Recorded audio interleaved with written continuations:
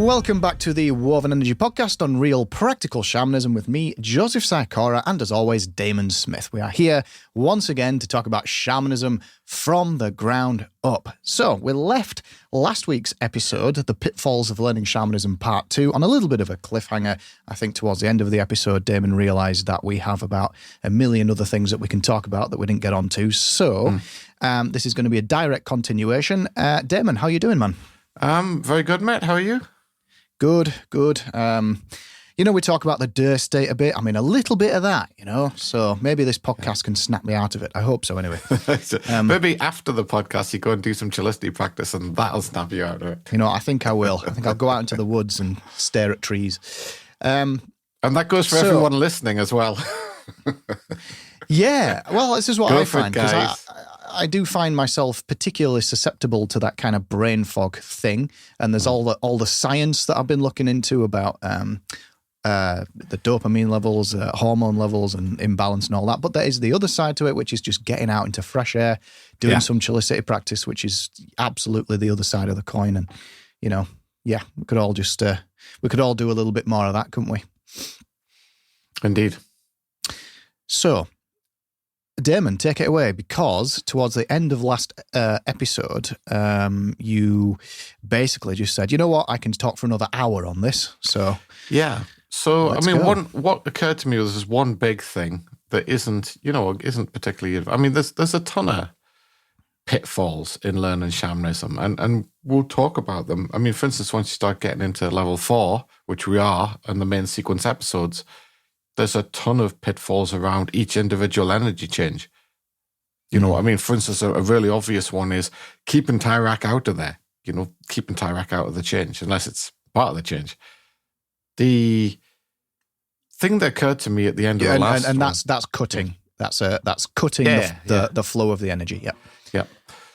The thing that occurred to me at the end of the last one was there's something that, we said there's a lot of stuff, a lot of permutations around the imagination trap, and we've talked about the imagination trap an awful lot. There is one that comes up relatively quickly in your shamanic practice that isn't actually to do with the imagination trap. It's a whole other type of trap. And you can see this in a lot of what you might call experienced shamans around the world. And that is what I would call the Guchach trap. There's nothing wrong with Guchach. Bat, Toshaltine, and Guchach are parts of that kind of state that goes to make up chillicity. But Guchach is entirely a positive thing, that you do want that. But there's a thing that I would call Guchach-based laurel resting. And probably the easiest way to understand this is if you look at shamans who do spirit dance, but their spirit dance is quite simple, they are very, very good at, or through many years of practice, they become very, very good at a small range of changes that are probably beneficial to them and probably beneficial to those around them, kind of by proxy, in terms of the role the shaman's playing. But they're not as much or as broad as they could be. But the shaman's kind of fallen into that Guchach-based laurel resting. Hey, I'm good at this. It's not so much that he's thinking, or she is thinking, I don't really want to do other energy changes. It's just they've fallen into a sort of self-satisfied state. I'm happy with where my spirit dance is at. I'm happy with where my drum technique is at. I'm happy with where my humilk is at. And they fall into the trap of not growing as a shaman, of coming to a static state, if you like. Well, it's interesting because when you look around the different cultures, you see spiritual practices like the whirling dervishes and the zikir, and you see these sort of very repetitive kind of movements that clearly have their basis in shamanism, which is perhaps not so anymore, but and they're more ritualistic now. But some of them definitely do put themselves into a trance doing this stuff. But it's interesting you're saying that, because if somebody's resting on their laurels when it comes to guchach, perhaps they've reached that point, realized that they're getting a certain result from this small, repetitive kind of movement, like, for instance, spinning round and round like the whirling dervishes. Yeah. And they feel like that's it, they're done. It's a great example because you can see, when you see a bunch of they often do it together in the group, don't they? And you can see, usually among the group, you can see a couple of people who have really got into a state of chillicity and who are really, really good at it because they've practiced it so much, but actually they're not doing very much. They're just, there's not a lot of variety there. And this energy radar that I've talked about, which isn't just a radar for nature via spirit dance, Ditto drum technique has an energy radar, and Ditto Homiluk has an energy radar. I don't know if radar is the best word, but there's a weave produced through the technique. And that weave ideally is interacting with the weave of the environment and the shaman is gaining knowledge through the interaction between these kind of two weaves that become one weave ultimately. The richness of that weave ideally mirrors the richness of the weave in the environment. The issue that the vast majority of shamans, myself included, have is that the weave within the environment, when you really start to understand it, is insanely complex. Almost off-puttingly complex. If you're going to try and match that, match the weave of nature with your own human spirit dance weave, for instance, that's a high bar for anybody, a very high bar. Every change that occurs within nature, even within a localized area, for instance, you're in the woods or something like that, or you're down by the beach, even the changes that occur in those localized areas, they are vast and complex and deep. And if you're interacting with them with a very, very simple weave, I don't mean like that staccato thing that, bad people doing bad spirit dance do with too much tie rack and they're getting like a strobe effect. I mean somebody who really is good at spirit dance, but the richness of their spirit dance isn't matching the richness of the weave within nature, isn't there with it, isn't fully able to participate in it because there just aren't enough changes in it to participate in all of those changes within the natural weave. That is a shaman who's sort of given up, maybe not consciously. They haven't got to stop, well, I'm stopping now, but maybe they just become a bit too self-satisfied. Do you follow what I mean? Well, we've got the components of chillicity. We've got bat, toshaltine, and guchach, right?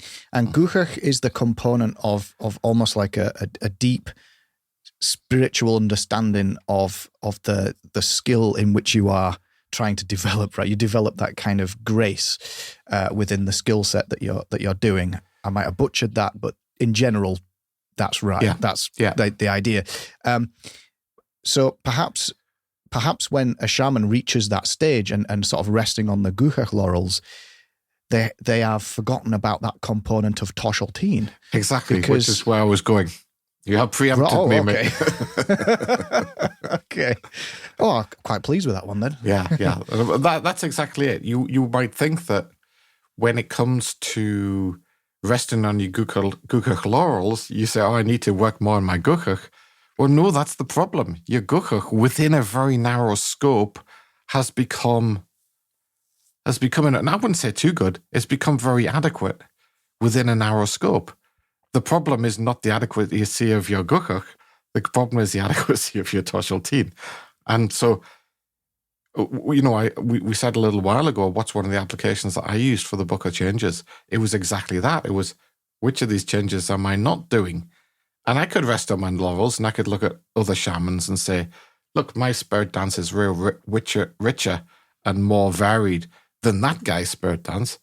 That's me then saying, okay, now I'm doing my guchach laurel resting, right? That's I'm comfortable with what I do. I've got further than a lot of people with it in my life. Therefore, that's okay. No, it's not okay. Yeah, because that's me giving up on toshaltine. And in a way, that's me giving up on chillicity, right? Because toshaltine is just as an important component of chillicity as guchach is. So, and another place that you see this a lot is martial arts. And in the martial arts, again, as I've said, tiny subset of the vast subject of shamanism, you see quite a lot of people laurel resting on the martial arts that they know. I see people saying they do mixed martial arts and they're only doing 3 martial arts, a bit of jiu-jitsu, bit of Muay Thai, maybe bit of wrestling, something like that, the bit of judo, the thing is that gets to laurel resting as well, or even people who do only one martial art, which is even worse because those are the guys who tend to get very, very deluded about their ability. In the martial arts, that's almost dangerous, because you inevitably think that it just so happens that the one martial art that you personally came across, the one that there happened to be a dojo at the bottom of your street, probably, just so happens to be the best martial art in the world. And you were so lucky that it was there. And it must be because there's some sort of special thing about you as a special person that this martial art, just the best martial art in the world, came to you. No. I think that if you're a martial artist and you're not practicing an absolute bare minimum of 3 martial arts, and if you're in 3, when I say bare minimum, there'll be 3 martial arts that are very different from each other, then frankly, that's not enough, in my opinion. 10 is a much better number to get serious about. If you can get there, you will see an awful lot of different angles and things to life in general. And one of the things that's very healthy about forcing yourself to do something new, and there's another reason for the laurel resting. You start to think, it doesn't matter whether it's spirit dance or martial arts or drum technique or what, you start to think you're great. You start to think that you are, fantastic or very, very good at what you do, because there's nothing to compare what you do to. You're not contrasting it against, you're probably practicing with a bunch of other people who only do one martial art, if you only do one. Or you're probably comparing yourself to a bunch of other people who do your type of spirit dance, if you do spirit, you know what I mean? You really need to compare yourself to people who do something completely different. And that is both humiliating in some ways, but it's also a joy. And it is the heart of Torshul Teen. If you've been practicing, say, karate for 20 years or 10 years or whatever, and you're quite good at it, go and do some judo or something. Go and do some jiu-jitsu. If you think you're a brilliant martial artist, just see how long it takes you to maintain that thinking that you're a brilliant martial artist. And Torshul Teen is important because it allows you to free up and be more experimental and playful, because one of the things that plagues the martial arts is, this is my style, this is my thing, I'm going to stick to this no matter what and everything. You fall into that kind of... cultish mentality. In martial arts is particularly susceptible to that, but there are a lot of other things in life that is, I guess. But and also it becomes your identity in a way, doesn't it? Yeah, and then you become less able to free from that. Yeah, it has become part of the culture of martial arts. You see people who aren't very experienced in martial arts sort of doing a martial arts shopping kind of attitude. What's the best martial art for me to learn? It's that kind of thing when they're shopping around for a martial art. Answer: all of them. Every single one of them, if you possibly can. That's the best one for you to learn, because then you're covering the most bases, You find no matter which martial art you pick, you'll find people that there's something somewhere that you can learn. And the idea that there isn't is nonsense, because people devote their lives to these things. But some have more that you can learn from than others. Obviously, in the martial arts field, the issue of testing or lack thereof has a big impact on how much or how little you can learn from that martial art. If the martial art has a lot of delusion built into it, it doesn't mean that you, in terms of it never tests itself, or practitioners of it never or rarely test themselves against, for instance, resisting opponents, then there's probably a lot of delusion in it, but that still doesn't mean that there isn't something somewhere in it that's of use. I mean, there's a couple of things that I still use out of Aikido, for instance. Let me admit to it. Just a couple of things. Just a couple of things, not very much, it has to be said. But I do, and I do feel like all those years I spent doing Aikido was a complete waste of time on the whole, but then there's still a couple of things that hang over from it that I do use. So it wasn't a complete waste of time. It was just a 90% waste of time. So anyway, I mean, coming back onto the, using that as an analogy, just because I know a lot of our listeners have a martial arts background, take that over to spirit dance. It's the same thing, What's the best spirit dance for me to learn? Or shall I learn Malaysian spirit dance? Or shall I learn Bolivian spirit dance? Or Colombian? Or, Mongolian or whatever? No, wrong attitude. That's not a tortial teen attitude, right? Take all of those things. I knew crane dancing or whatever. Take them. And also, don't take them on as like the rigid systems or they're set in stone. Take them on as an influence. Incorporate them, but also play with them. You have to be playful in your chillicity if you want to progress. Play is a thing that, and there's another trap that people fall into that's sort of related to this one. The Gukuch laurel resting trap is related to the, hey, we're old now, let's drop tortial teen trap.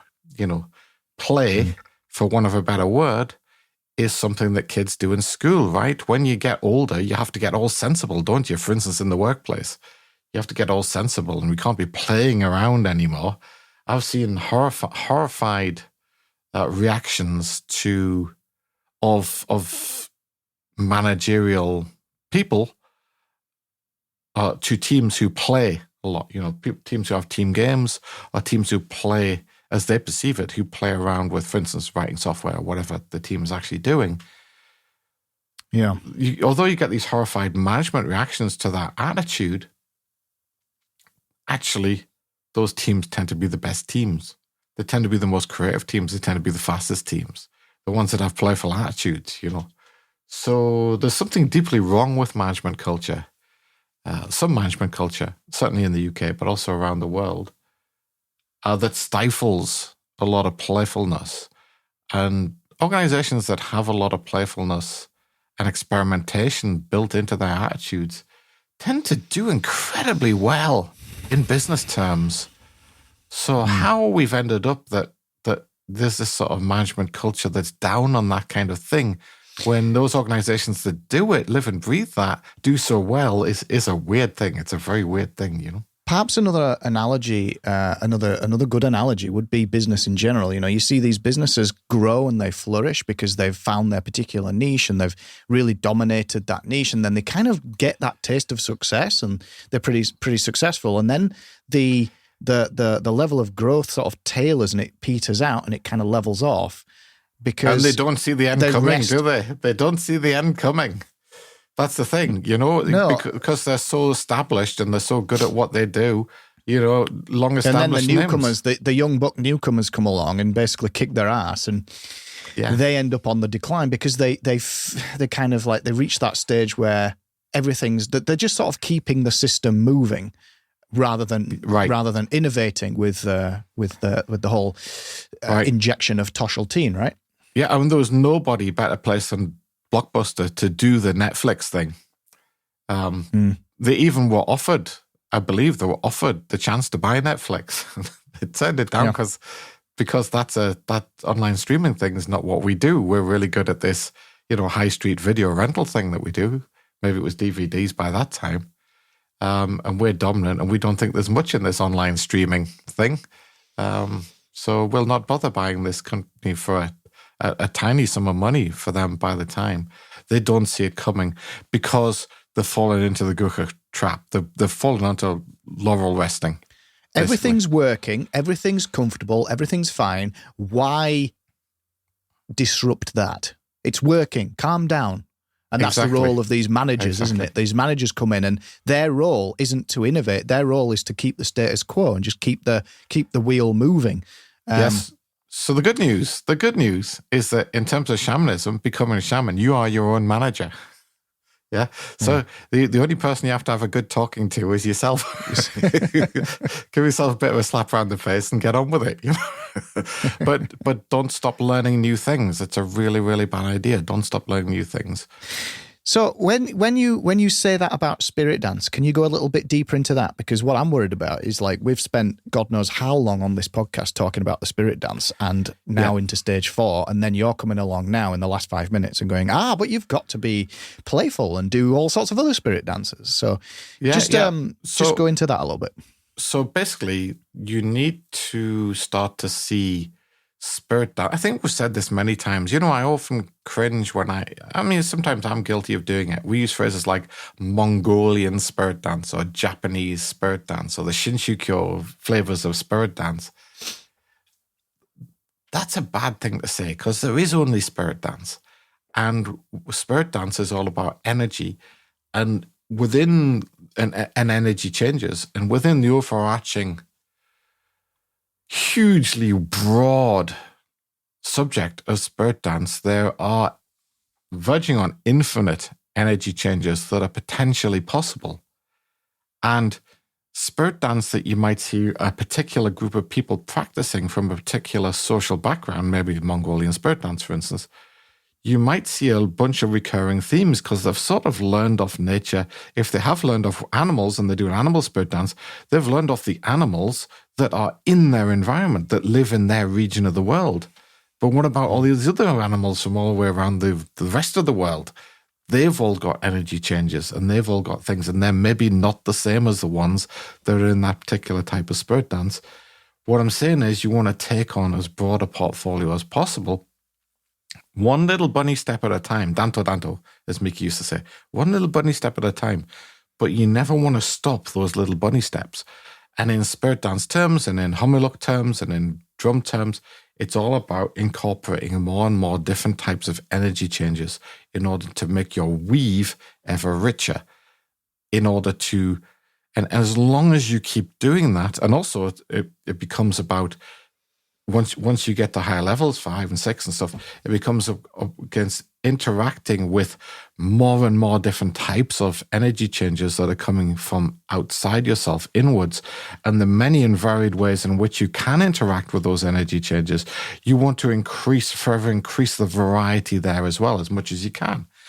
And the great thing, which is why you will never get bored with shamanism, as long as you approach it in the way of having a torsional team type of attitude, you will never become bored with this subject, as I have never even remotely come close to being bored with this subject, because it's absolutely vast. It's mind-bogglingly vast. Or I don't know, probably I shouldn't use the word mind. Spirit-bogglingly, I don't know if that's a word. Vast.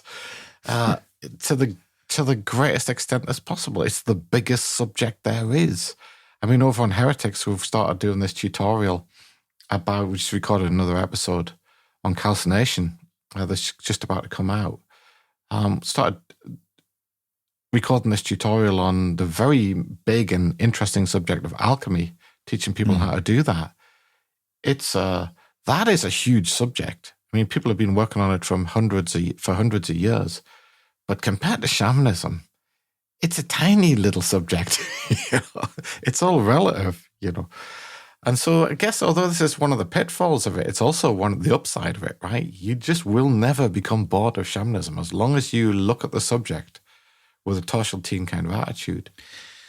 Yeah, and perhaps you can view other what may have become ritualistic rather than core shamanic spirit dances through the lens of the spirit dance. So that, okay, yes, it looks like it's now a ritual rather than anything else, but because it is rooted in shamanic practice, there's something there. And so being able to see that through that lens can be extremely beneficial, right? Exactly. And that leads me on to another very closely related topic in terms of the changes that you're taking on. Some people have a natural liking to particular changes. Some people feel a natural affinity towards certain energy patterns. And as I've said before, just because you like something doesn't mean it's necessarily good for your shamanism. And one of the things that you see a lot once we get into animal spirit dance is people having a particular liking for a particular animal spirit. I'm super guilty of this. which is fine. I mean, there's nothing you can enjoy, tiger or bear or eagle or whatever it is that you enjoy. It's just fine. But you must not neglect the others. And you must not stop looking for others to incorporate. And maybe the one that you feel you're the worst at and the one that you enjoy the least, maybe that one is where you should be putting a lot of effort. And I certainly had that with my Xingyi, for instance, the animals within Xingyi. I never really liked goshawk very much. I find it very difficult. But I did work hard on it. And I got somewhere with it in the end. And so one of the things that you might be thinking about when we haven't really got on animal spirit dance on the main sequence episodes yet, but we're very close. Animal spirit dance is also a level 4 type of thing. Once we get a lot of the changes down, then we'll start talking about the animals, which animals are basically a propensity towards a particular portfolio of changes. That's what animals are. They're exhibited by different animals in the wild. So you can, basically we have started on changes. You can probably understand that, we've started on change. Yeah, a bag of interrelated energy changes that are typically exhibited by a particular animal in the wild. That's what animal spirit dance is. You incorporate that into your spirit dance, that portfolio of changes. My point is that you might like, I don't know, heron or merlin or ibis or something, whatever animal takes your fancy. You might like that, but there's another kind of laurel resting there. And again, it is the Gukuk-based laurel resting. I'm kind of good at tiger, martial arts wise and shamanism wise. I'm kind of good at tiger, and a few other animals as well that I've worked on. Therefore, probably tiger's not the one I should be working hard on, right? What I should be working hard on is what I'm not good at. How would you finding balance a completely new one and then going at that? Yeah. How would you balance breadth versus depth when it comes to something so complex and so let's go with a square, like a lifelong ambition to get anywhere with spirit dance? I think there's no right and wrong answer to that, but I think of a square, an ever-growing square. As the breadth increases, the depth increases. That's a good way to think about it. The worst thing you can do is we already started slagging down the hippie movement, is, very, very, very broad, incredibly shallow rectangle, right? That's bad, yeah?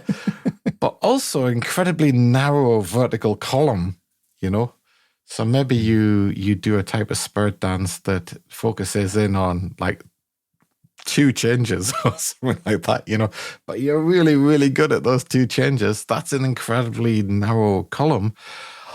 Personally, I think the thing that's going to give you the broadest experience of nature as you mature as a shaman is to keep it square, like they say in Freemasonry, to keep it square so that your depth is forever rivaling your breadth. And as you go deeper, you go wider. And as you go deeper, you go wider. That's to me, that would be a good idea. I have an analogy that I kind of teach with my piano students. And it's like, if you imagine you've got a big garden and you just water one plant in the corner, you'll just, you'll end up with a very beautiful, massive, big tree in one corner of the garden. But the rest of it is just a barren wasteland. So it's like you want to imagine your skill as a pianist increasing. Like you might water this plant over here for a little bit, and then you'll go over here, you'll water that one for a little bit. But the foundation of your skill will kind of increase, but it'll increase in a constantly imbalanced way. Yeah. But your foundation increases all the time.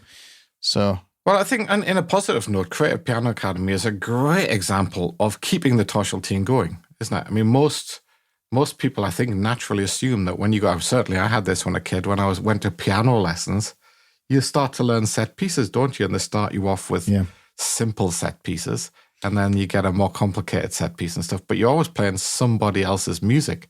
I mean, I think the thing that was great about the Creative Piano Academy approach is, I'm going to teach you to write your own music right from day one. I've never seen that before. I've never seen that. Yeah, my latest course, which is called Sit and Play Piano, is essentially just a course on piano shamanism. It really is. It's just, but it's like how you teach shamanism. You've got structures which you can learn the technique through, but all of those structures sort of fit together into developing you as a creative musician, full of experimental, full of play, full of being able to create your own music that comes from within you. So, and it's worked out. It's done pretty well as well. So, absolutely. There's a market for it out there. Absolutely. Well, I think that the people crying out for that, man. And you could think you could apply this to all sorts of different things, couldn't you? I mean, for instance, something that just popped into my mind is, creative cooking. There are some celebrity chefs who are famous like him, and that guy Heston and these sort of people famous for that kind of creativity within the cooking. But I'm thinking, what about creative computer building?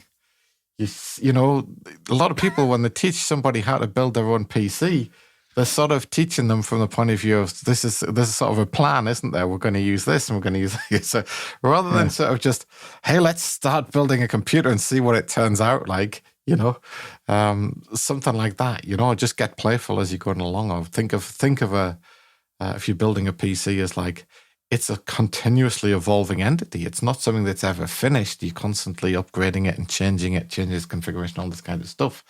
That would be one thing you could teach like that. I mean, I think they try to get around that, don't they, in sports by having these ridiculous rules, because people will naturally tend towards that sort of thing unless you put some rules in that prevent them from doing so. You imagine some sort of torsional team-based tennis players where every match they've got the net at a different height, or maybe they've got two nets. Sort of thing, or someone they're trying with super large rackets and super small rackets and all this kind of stuff. I did see a thing like that with a world professional dart player. And he was playing a guy who was an okay sort of pub standard dart player, and the normal guy, the guy who was just like like a hobbyist who goes and plays in the pub every weekend or something like that, reasonably would beat most people at darts. He was playing on a normal board, and this professional dart player was playing on this like microscopic little board that he had to hit, and he still beat him. The professional still beat this guy, You're seeing the difference between somebody who plays it all day long and somebody who doesn't, But of course, in the real rules, they've got the standard board size, the standard distance from the board and stuff. Whereas, thinking about my teacher, Sifu Ran, my martial arts teacher, he used to have a competition every year, and every year he would change the rules and not tell anybody what they were going to be until the day of the competition, That's a really torsional teen way to do a martial arts competition. So that nobody could train to the rules. That was the thing. Competitive sports from a shamanic perspective would be fascinating for me, because if you look at the foundation of what a competitive sport is, it's kind of like it's an expression of who we are as hunter-gatherer people. When you look at really what a sport does, either putting a ball into a net, it's like you've got an object, put it in a target. You get a spear, you put it in the animal. It's like. A lot of it is very. Well, the javelin's really interesting, isn't it? Because it's just about how far you can throw it. To me, a javelin should have a target at very long range, So basically, and maybe over 50 meters or something, then you have a target, So first of all, you have to be able to throw it over 50 meters, and then you have to get as close to the center of the target as possible. Then it's more like real hunting, right? But I mean, the thing is... But also, sport is an expression of shared play as well, isn't it? It's like you do have rules. So the flip side of what you've just said, you do have those rules, but within those rules, you can get creative within the rules. Yeah, you definitely have that element. I've said this many times about boxing. If you look at world champion boxers, boxing has a very, very tight set of rules. If you look at those top boxers, the real greats, Rocky Marciano and Mike Tyson, these kind of guys, they all have very different styles from each other. actually, within such a tight set of rules, they all have very different styles from each other. You watched any of that Lomachenko? I haven't, met. He's a lightweight, but he's light medium weight, but he's so agile, and he almost dances around the ring, and he's before the opponent knows it, he's round the other side of you. Yeah, it reminds me of Princess Im. Yeah. So that was not my point, though. My point was that they're very different from each other, but what they all have in common is none of them do what's in the Lonsdale boxing manual. They don't conform. They don't conform to what you'd be taught. If you went to a typical boxing club, what you would be taught is not what they do. That's the point. And the reason they're so good is that, to me, is that they've got creative within the admittedly incredibly constrained rules of boxing. They've got very, very creative. It almost forces creativity, doesn't it? At the very high elite level of sport, it forces that creativity in order to compete. Yeah. And you have to, rules, otherwise you stagnate, just like we've been talking about. Yeah, and in a way, you imagine something like a sport with no rules whatsoever. That is shamanism, right? There are no rules whatsoever. There are no constraints. There's only what you can make out of your energy patterns. I mean, there are historical precedents. There are ways that people have done, for instance, spirit dance and drum technique in the past. But who's to say that's how it has to be done in the future? And it's our responsibility in a way as the current generation of shamans to build and grow upon the great legacy that's been handed down to us. It is to build and grow upon that and forever progress and expand and move outwards and do new stuff.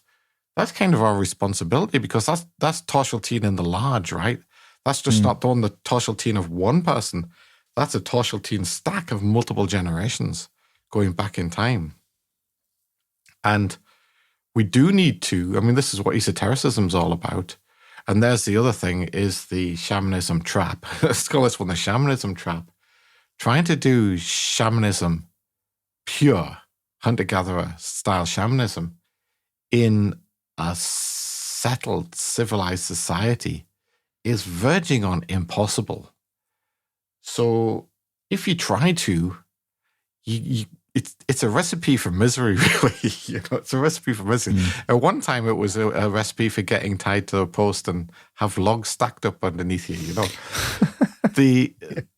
The great question of esotericism is, what do we do about that problem? Yeah. And to be fair to the esoteric movements, which have their own pitfalls and troubles, and if you want to know about one of them, we're doing a tutorial on one of them over on Heretics at the moment, alchemy. The esoteric movements, they have their own pitfalls and their own problems and their own downsides, but the great upside is they're not resting on their laurels. They've said, look, we're going to address this issue. What does shamanism now mean, given that we don't live in the societies that shamanism grew up in, that shamanism evolved in? We don't live in those kind of societies anymore. So what does it mean for us?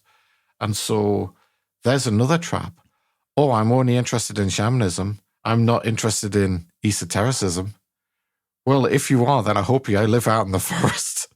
Because if you don't live out in the forest, then you're away from other people and away from civilization, then you're probably not going to be very happy with some aspects of your life. Esotericism is a wonderfully interesting subject. It's a difficult subject in some ways. It's every bit as challenging as shamanism itself, because it's like, how do we use something that was developed for one purpose for completely different purposes? And what are those purposes? And what should we make them? Given this bizarre thing called society that we've created, what's the implication there? So there's another form of laurel resting. And what would your answer be to that? And my answer would be that, what's the purpose of shamanism in a civil civilized society? If you feel like you're a shamanism only interested person, as a Toshalteen exercise, why not remake yourself as a esotericism interested person as well? And go and listen to Heretics. I know we do get we get a lot of people who listen to both podcasts, but we do get different demographic groups. There are some people who only listen to Woven Energy, and there are some people who only listen to heretics, which is fine. People might like or dislike the subject of the two podcasts, but my point is those two podcasts are massively closely interrelated. I mean, the Heretics podcast grew out of this podcast. Me and you almost half jokingly talking about a miasma podcast. That is pretty much where it came from. And, esotericism, if you live in a city, if you live in a country with a government, elected or otherwise, then esotericism has a lot to say about your life that shamanism has nothing to say about, nothing whatsoever. So that's a, little plug for the Heretics podcast on Woven Energy. It's two sides of the same coin, right? Absolutely. Yeah. But you got to remember that shamanism evolved for a particular purpose. We talked about it. We've always said shamanism is always directed. It's a very directed thing. And that purpose was to nurture and protect and support hunter-gatherer communities, which are small and don't have huge heavyweight control structures sitting on top of them. The other side of the coin is that we have, for whatever reason, very, very recently, in terms of the age of shamanism, shamanism, as we've said before, it depends how far you go back, but, there are groups of wild animals, social wild animals that have shamans among them. So we're talking about millions and millions of years in terms of shamanism. In terms of esotericism, how do we use shamanism in settled civilized society? Well, we had to have settled civilized societies before we could ever start using shamanism or trying to. You talk about, places like Çatalhöyük or the oldest layers of Jericho, places like that. It's not a long time ago, just maybe over 10,000 years, something like that. Compared to millions and millions of years that shamanism's been knocking around, it's just a blink of an eye, really. And so esotericism is new. Get in on the ground on something. If you want to get involved in esotericism, get in on the ground. It's only just started. It's only just begun. Who knows what the future looks like? So... And your definition of esotericism is basically shamanism how shamanism manifests itself in civilized settled societies. Yeah, and we've talked about the ways in which it does that. There are, the major ways in which that occurs are secret societies, and why the secret is bleeding obvious, because they used to, and in some countries still do, kill you if you were involved in shamanic activity. Or at the very least, in virtually all societies, it gets frowned upon. Anybody who's done any shamanic practice in their lives in a tolerant country, a relatively tolerant country, has probably still had some strange comments from their relatives. I think you're a cult. It sounds like a cult to me, kind of thing. You hear all that kind of thing. Using the word cult in a negative way. I don't use the word cult in a negative way. There's another trap. You start using the word cult in a positive way. The issue is that, and this, that then one of the fun things to do is then ask them what their definition of a cult is. And then they start saying things like, it's a organization that controls its members and doesn't allow them to think broadly, and is basically controlling and all this kind of stuff. To which I respond, you mean like governments and organized religion? They're all cults. They all control their members. Some of them even have police. So they're all cults to me. So yeah, and also esotericism presents itself in a variety of different ways as well. Because you say you've got the smaller kind of elements of it, but you've also got the big religions have esoteric underpinnings, right? There's yes, that's right. So that was the next hidden inside big religion. That's the next thing. People realize. Secret societies is an obvious thing to do. These guys want to kill us. They don't like what we're doing. Therefore, we go underground, and we don't know. They don't know anything about what we're doing. That's one way to do it. Another way to do it is, like you say, is to take what you see the writing on the wall. For instance, as happened with Mithraism and Christianity. You see the writing on the wall, so you say, okay, rather than create a separate secret society, which is what we've had to date, or a separate group, which is what we have to date, let's embed what we love, what we practice within this new thing that otherwise is going to be a threat to us. And that's exactly what happened with Mithraism and Christianity, for instance. And that's how, you end up with Mithraism and Christianity being pretty much the same thing today, which they were certainly not 2,000 years ago. Yeah. So that's another form that it takes. Another form that it takes, obviously, is people who head for the countryside, head out into the woods, go up in the hills, become bandits, all that kind of stuff. I've done that in a lightweight kind of way myself. Oh, that's an easier, just run away and practice. You became a bandit? Well, no, I didn't become a bandit, but I do head off over the moor, especially when the tourists aren't there. Just head off over the moor sometimes, just get away from people, and then it doesn't matter what you do in terms of shamanism. There's no one but you there and nature there to see it, So it does take a lot of different forms. And then there's the sort of just practicing your shamanism in plain sight. There are things that you can do, and we'll get into them on the mainstream podcast episodes, certainly with your energy changes, that you can do that don't look that odd, that you can do while you're standing at the bus stop or, practice. You can actually practice quite a lot of, especially when you get more to sort of intermediate to advanced level. Once you get into a lot of different changes, there's a lot of practice you can do and nobody will notice that you're actually practicing. There's a lot of things like that you can do. But in a way, that's kind of figuring out how ways to do that. How to practice your shamanism in secret, or how to practice your shamanism in front of people and they don't realize it. That's an episode, isn't it? That'd be brilliant. That's like these guys that they do stealth camping. They don't camp out in the woods. They go and camp in the middle of a major roundabout on a major, junction or something like that on a road or something like that. And they hide their tent in the bushes, this sort of stuff, Very interesting. Very interesting. I think that's like the challenge, And so all of these things, talking about esotericism, all of these things lead to another big pitfall of learning shamanism that we have talked about before, which is obsessing over the roots of the world tree, the Mogni Uch in Mongol terms. That huge imbalance that society has created for the baseline, for the roots of the tree. Episode 4. Yeah. Episode 4, I believe, is the episode we went in depth on that. And I guess that's a danger for the podcast as well. And this is why so many times we've said, please go and practice, please go and practice, please go and practice. Because if you don't, talking to our wonderful listeners and our amazing patrons, thanks guys, if you don't do that, we're sort of wasting our time producing this podcast. Neither myself, nor Joe, nor Graham create this podcast primarily to entertain people. Maybe we did that a little bit with heretics when we first started off, but we're not even doing it with heretics anymore. Now we got the tutorial going.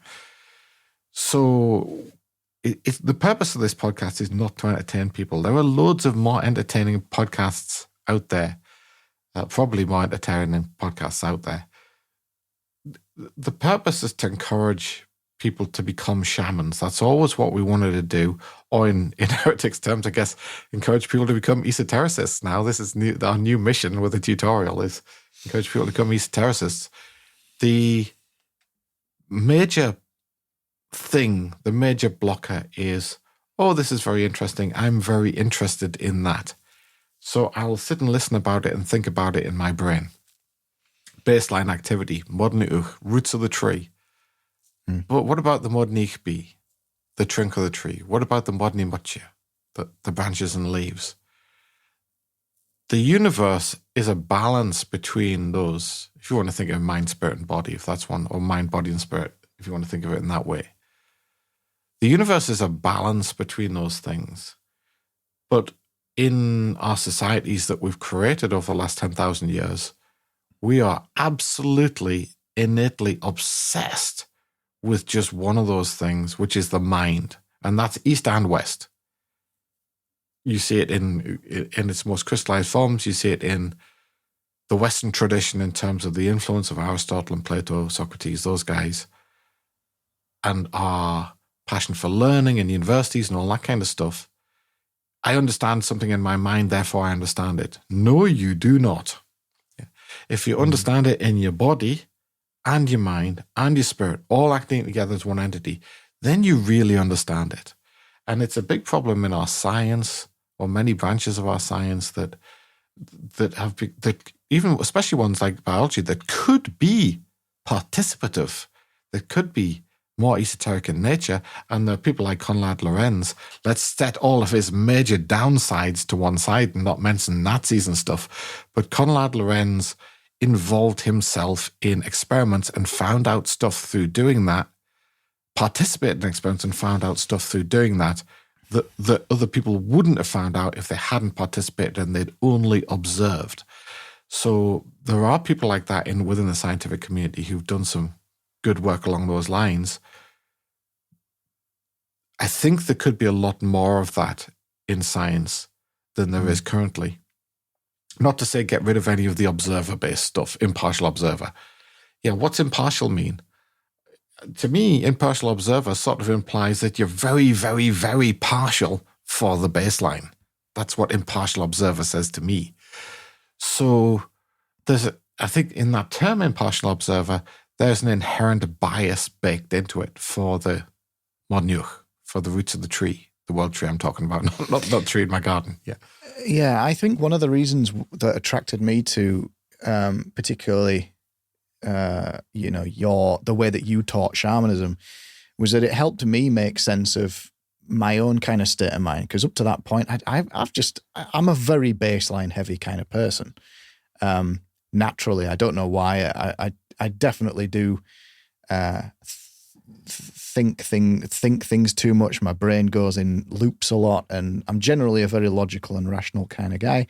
And always felt that there was something missing or something wrong with that. And so when all of this stuff started making more sense to me, I was like, oh, okay, that's kind of a way out of that kind of trap. It's a way out of that constant sort of energy sapping, cyclic thought kind of mental state. And I still suffer from it, but much less than I used to, it must be said. Yeah. And of course, that leads us on to probably the last one that I'll mention on this one. I'm not precluding doing it. The Pitfalls of Learning Shamanism Part 4. I think that the next Pitfalls will be all about energy changes. So we'll get some more energy changes down on the main sequence before we do Part 4 of this series. Because the next sort of thing to talk about is once people have got a good practical grasp of a few energy changes. But just the last one here in terms of that obsession with the baseline, we've had the imagination trap. How about the hallucination trap? Hi yom sonsoch in Mongol. Hallucinations are what is a social perception. Just the very term hallucination has a massively built-in bias into it. The shamanic technique can lead you as a settled, civilized individual into, as you start applying more advanced shamanic technique, you get what society perceives as hallucinations. It happens. It will happen. And that's the only way I can really describe it, because the words like Kiyum Sunsoch and Kiyum Karach, there is no English equivalent of those terms, and it would take whole episodes to explain what they're really about. Again, this is to do with a shamanic language like Mongol versus a non-shamanic language, anti-shamanic language like English. Hallucinations is a bad word, really bad word. Just like the word spirit, it has so many permutations that you wouldn't really want to call one thing. But my advice is as we get more into level 5, and this sort of stuff becomes what you might call a danger, a pitfall that's going to be coming up for transitioning into 5. Those things are dangerous because we're obsessed with the baseline in terms of pitfalls of becoming a shaman. If we weren't obsessed with the baseline, they wouldn't be anywhere near so dangerous. But the thing you must never do is interpret them in the, Joseph and his many-colored dream coat in Genesis type of interpretation. Pharaoh like Jesus, Pharaoh like Joseph, because he could interpret his bleeding obvious dreams. I mean, for goodness sake, Pharaoh's dreams were so bleeding obvious that I think anybody, you could pick a random guy in the street and he would have been able to interpret them, but never mind. It's by the by. The issue is that I saw this, or this happened to me, or I had this experience. So I feel that, being a miasmatically conditioned individual, member of our society that's into this baseline analysis thing, I now have to interpret that in human terms. It must mean something. It must mean something. No. I said, no, you are wrong. Because it's only these things that, they are side effects of shamanic technique. So they are not what's important. They are not what's important within shamanic technique. They are side effects of the fact that your brain is not good at dealing with non-ordinary states of consciousness. Yeah. So that time when I was rocking backwards and forwards and entering into a bit of a trance, and then all of a sudden these jewels appeared in the sky and started dancing around. It's not a bad thing. It's a state. It's a indication that you're getting somewhere. That's not the bad thing. The bad thing is trying to interpret it afterwards. That's the bad thing. What do those jewels What do they mean? Exactly. That's the pitfall. As soon as you go down that rabbit hole, you will get no further with your shamanism. You will just put a blocker on any further progress. So try not to. Try not to take it all equally. Don't judge it. Stay in a state of chillicity. Don't judge it. Don't interpret it. Don't place your social values upon it. None of that stuff. Just take it all in, just as you do with normal sensory information when you're practicing your normal states of chillicity. Take it all in equally. It's not good. It's not bad. It's just information. That's all. Brilliant. One last question, Damon, before we wrap up. Yep. Which I suspect will be answered very quickly, although I could be wrong. Okay, I'm no longer Joe. I'm now Jeff. I know nothing about shamanism, but I am interested in shamanism.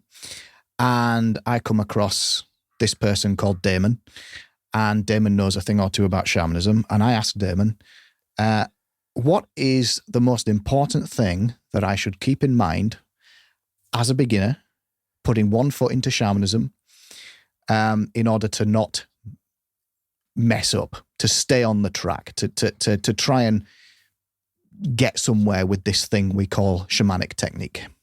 Yeah, I'm going to quote you, mate. Just stop thinking. What should you keep in mind? Nothing. I mean, joking aside, the first thing you want to...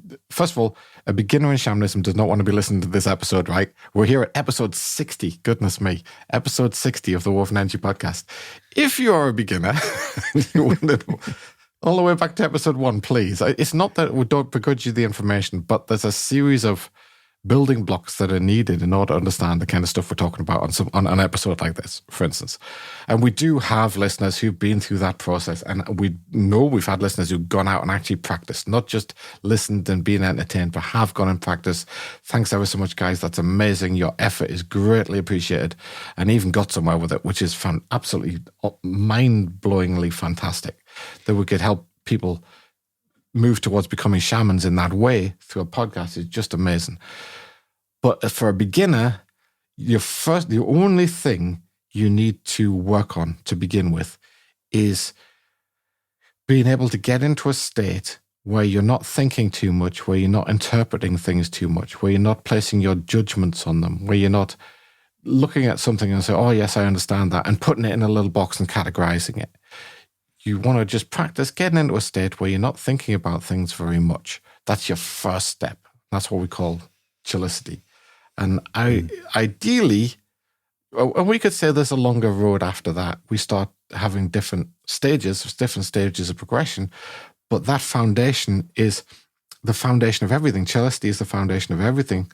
Bhaktamste Sahib, if you don't build a solid foundation for your shamanism, then whatever else you build on top of that will crumble, just like building a big building or pagoda on top of a shaky foundation. The whole thing's going to come down if the foundation isn't strong enough.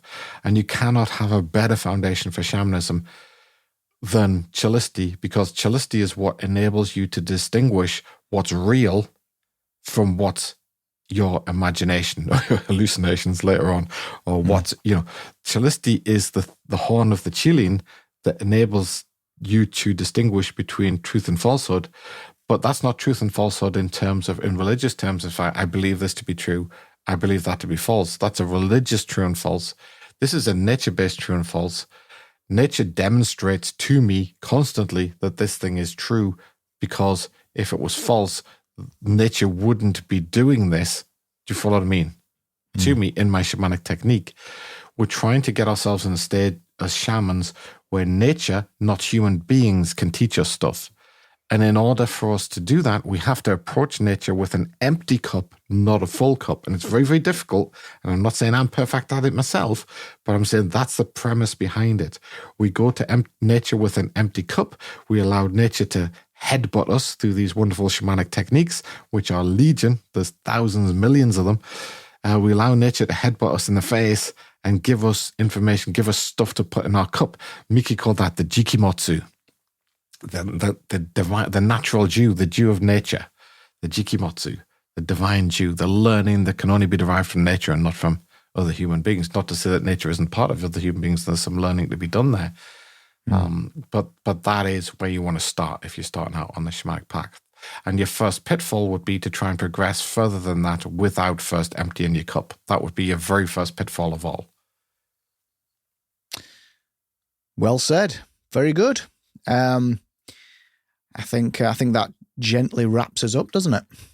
Yeah, it's about an hour, so I think that's cool. That's good. And like I say, there will be a part 4, but I think I'm going to start talking about pitfalls within energy patterns and energy changes. So we need to get a few changes down. I know we've got one out, but we've got to get some more out before we do that one. Sounds good to me. Heavy episode next time, Joe. Yeah. Yeah, no worries. Yep. Okay. Cool. Thanks so much for listening, guys. You can head to patreon.com/wovenenergy and support us, help us out there, and get some extra stuff back in return. As always, thank you so much for listening, and we will see you in the next one. Thanks a lot, guys.